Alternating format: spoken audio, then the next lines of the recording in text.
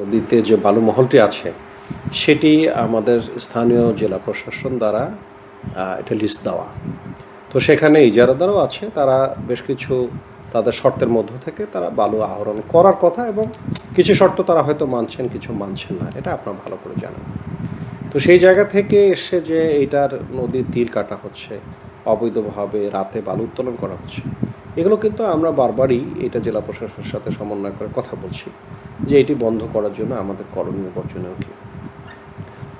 আপনি জেনে খুশি হবেন যে আমরা প্রতিনিয়ত মামলা দিচ্ছি, এবং আমি যদি ছোট্ট একটা তথ্য আপনাকে দিই যে জানুয়ারি 2026 থেকে জুন 2026 পর্যন্ত আমরা 66টি মামলা দিয়েছি। এটার মধ্যে 305 জন এজাহারনামে আসামি আছে, যার বহির্ভূত সব মিলে 701 জন। আমরা 60 জনকে ধরেছি। কিন্তু আপনি জানেন যে বালুমহল ব্যবস্থাপনা আইন 2010 সংশোধনী 2023, এই আইনটি কগনিজেবল, বেলেবল এবং কম্পাউন্ডেবল। ফলে আমরা কিন্তু কোনো আসামিকেই 1 ঘন্টার জন্য এইটা হাজতে তাকে রাখতে পারছি না, এবং আনফর্চুনেটলি এই জব্দকৃত মালামালগুলো তারা কিন্তু আবার নিয়ে চলে গিয়ে আবার সকলেই ফিরে একই কাজ করছেন।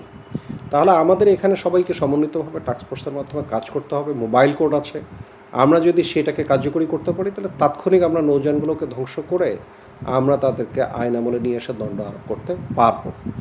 এর বাইরে আপনি যে কথাটা বলছেন যে এই যে নদীর তীরে এখন বেড়া দেয়া হচ্ছে, এটা ভালো উদ্যোগ, সেটাই তো এটি কাঙ্ক্ষিত।